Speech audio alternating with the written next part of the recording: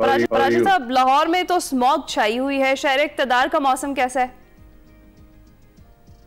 شہر اقتدار کا ایک ہی موسم ہوتا ہے اور وہ سیاسی موسم ہوتا ہے اور ہمیشہ وہ گرم ہوتا ہے۔ وجہ فرمایا آپ نے۔ لہذا اسموگ جو ہے وہ تو اسلام آباد میں ریلیٹیولی کم ہوتا ہے، لیکن اس بار جو ایڈجوائننگ ایریاز ہیں وہاں بھی اسموگ کا راج ہے، تو لہذا اسموگ ایک سیریس ایشو ہے۔ ہم جتنی بھی پولیٹیکل باتیں کرتے رہے، سیاسی اونچ نیچ اتار چڑھاؤ سب اپنی جگہ پہ ہے، لیکن یہ جو ابھی کور ایشوز بن رہے ہیں پاکستان کے، مثلا پاپولیشن ہے، یہ اسموگ ہے، پھر اس کے بعد فوگ آ جائے گا۔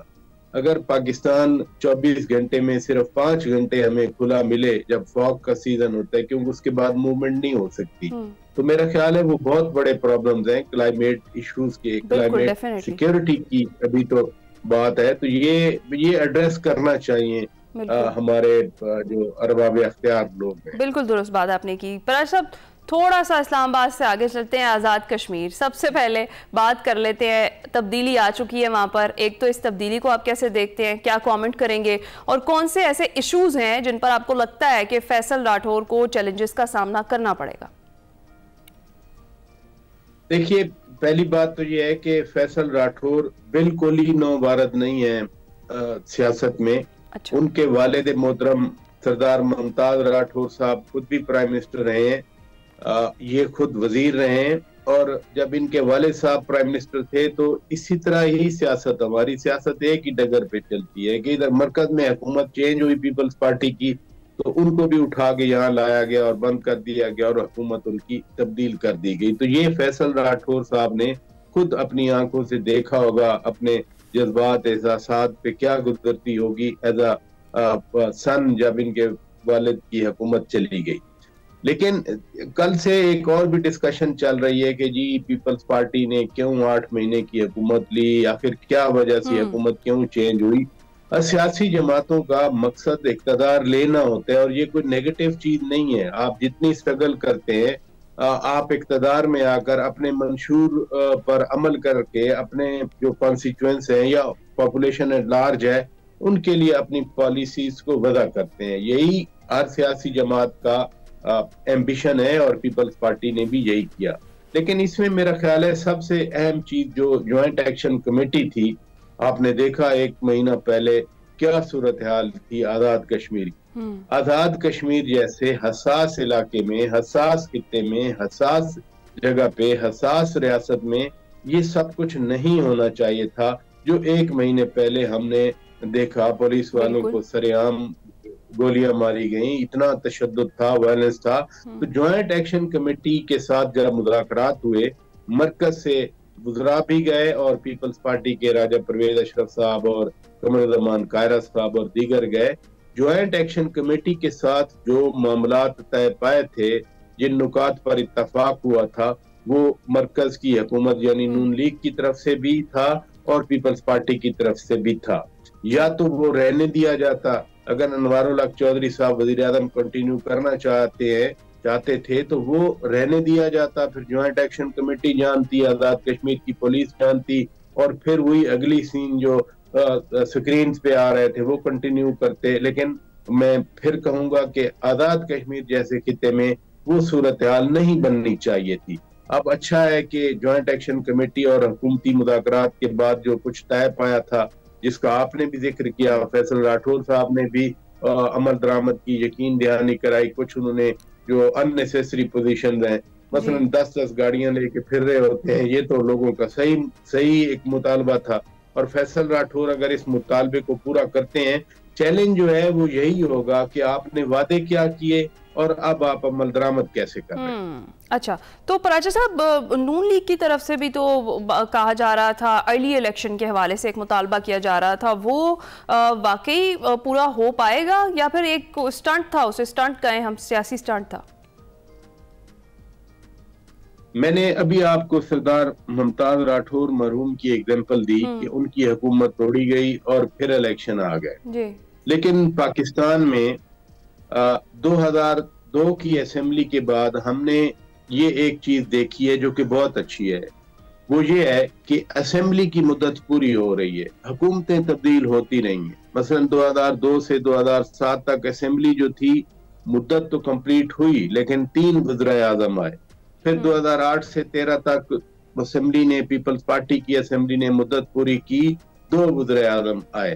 اسی طرح سے پھر 2013 سے 18 تک میاں نواز شریف صاحب آئے, پھر شاہد خاقان عباسی صاحب آئے. وزیر اعظم تو 2 آئے لیکن اسمبلی کی مدت رہی. یہ جو پی ٹی آئی کی اسمبلی تھی, خان صاحب چلے گئے, پی ڈی ایم کی حکومت آ گئی, اسمبلی وہی کنٹینیو کرتی رہی, وزیر اعظم تبدیل ہوئے. تو آزاد کشمیر میں بھی آن دا پیرلل ایگزیکٹلی ہم نے یہی پیٹرن دیکھا کہ الیکشن کے بعد اسمبلی کی مدت پوری ہوتی گئی. ابھی تو یہ 4تھے وزیر اعظم اس اسمبلی میں, اسمبلی از انٹیکٹ.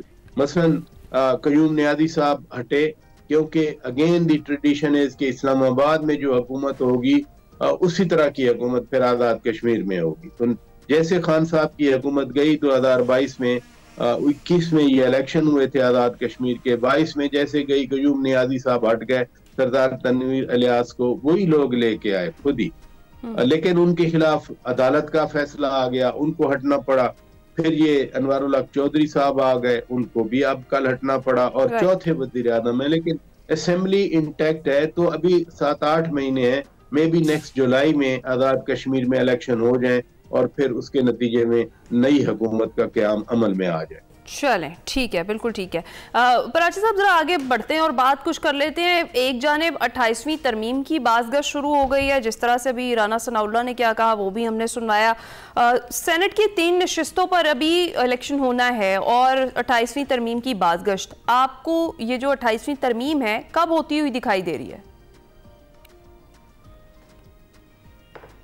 اگر 27 ہو چکی ہیں, پہلے 1 ہوئی, پھر 2 ہوئی, پھر 3, 10ویں, 15ویں, 8ویں بڑی مشہور تھی 1985 میں ہوئی, پھر آ کر اس کو ہٹایا گیا 1998 میں 8ویں ترمیم کو ایک اور ترمیم کے ذریعے.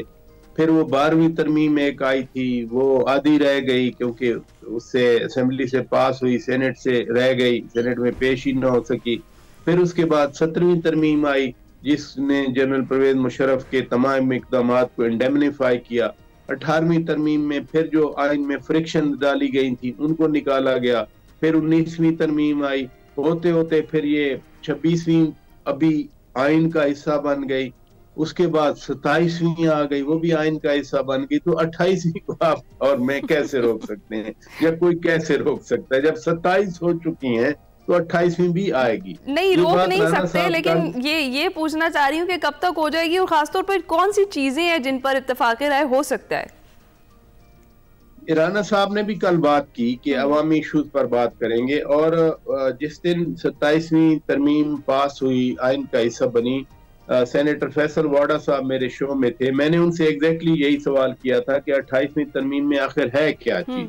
تو انہوں نے بھی کہا تھا کہ سرٹن جو عوامی ایشوز ہیں وہ اس میں شامل ہوں گے. تو لہذا keeping in mind the statement made by Rana Sanawullah the other day اور statement made by Senator Faisal واڈا صاحب, تو it means کہ اسی ڈائریکشن میں کام ہو رہا ہے. جہاں تک یہ بات ہے نا کہ کب ہوگی, سن رہے ہیں کہ جلدی ہو جائے گی. اچھا ٹھیک ہے جی. اچھا جاتے جاتے ایک اور بڑی میجر ڈیولپمنٹ تھی, ایک بہت بڑا فیصلہ آیا ہے, اس کے اوپر بات کر لیتے ہیں. پراچی صاحب, جو انسانیت کے خلاف جرائم پر بنگلہ دیشی عدالت نے شیخ حسینہ واجد کو سزائے موت کا جو فیصلہ سنایا, اور پھر بنگلہ دیش نے اب مطالبہ کیا ہے بھارت سے کہ شیخ حسینہ واجد کو بنگلہ دیش کے حوالے کیا جائے. تو کیا آپ کو لگتا ہے کہ بھارت کر دے گا بنگلہ دیش کے حوالے ان کو؟ عجیب اتفاق ہے, یہ 2014 میں شیخ حسینہ واجد کی ہی حکومت تھی, وہی پرائم منسٹر تھی, انہوں نے یہ فیصلہ کیا تھا, اور اسی فیصلے کے نتیجے میں یہ معاہدہ کیا ایکسٹریڈیشن ٹریٹی والا, وہ کسی اور کو ٹارگٹ کرنا چاہ رہی تھی.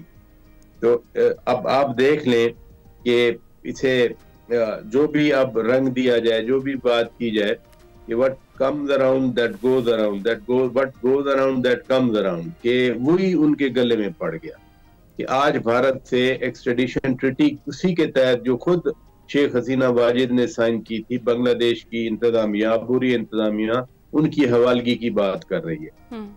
لگتا نہیں ہے کہ انڈیا حوالے کرے ان کو, کیونکہ عوامی لیگ شیخ حسینہ واجد ہوں इन्होंने हुकूमत मसलसल की है, यानी एक इनकी हुकूमत थी 2001 तक, लेकिन दूसरी हुकूमत जब बनी 2009 से ऑनवर्ड और मसलसल रह गई हैं शेख हसीना वाजिद, तो वो that was with the support of India. खुद ये इलेक्शन लड़ती थी, बाकी खालदा जिया हो, जमात इस्लामी हो, उनके लीडर्स को बंद कर दिया, उनको इंतखाबात में हिस्सा नहीं लेने दिया, यानी मैंने जीता है क्योंकि मैं अकेली ही भाग रही।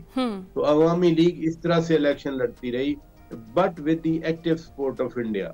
मुझे नहीं लगता कि इंडिया इनको हवाले करेगा, और वैसे भी वहाँ इलेक्शन होने हैं, नए इलेक्शन में क्या पता क्या डिस्पेंसेशन आ जाए।